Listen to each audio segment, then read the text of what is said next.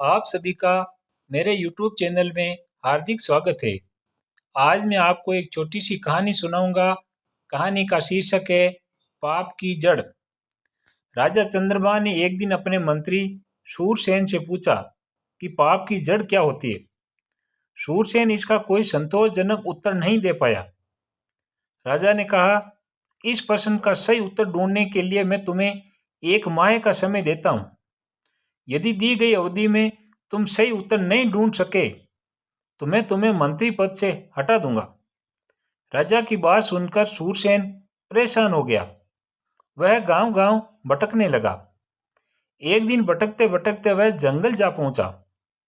वहां उसकी नजर एक साधु पर पड़ी। उसने राजा का प्रश्न उसके सामने दोहरा दिया। साधु ने कहा, मैं डाकू हूं जो राजा के सिपाहियों के डर से यहाँ छिपा बैठा हूं। वैसे मैं तुम्हारे प्रश्न का उत्तर दे सकता हूं, लेकिन इसके लिए तुम्हें मेरा एक काम करना होगा। शूरसेन ने सोचा, काम चाहे जो भी हो, कम से कम उत्तर तो मिल जाएगा। उसने डाकू के बात के लिए हामी भर दी।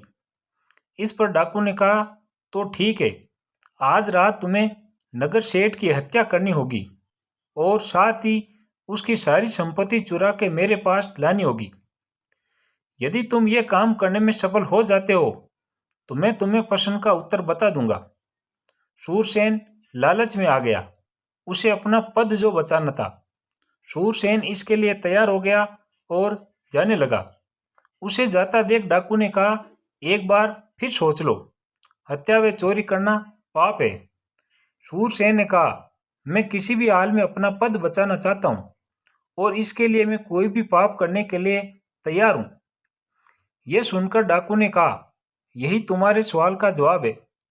पाप की जड़ होती है लोभ।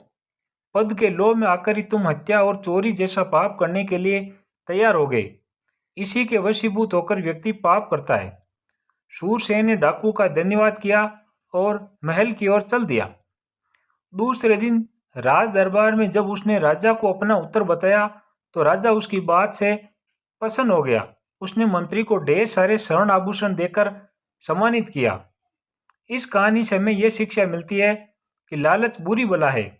मनुष्य को लोभ लालच से दूर रहना चाहिए।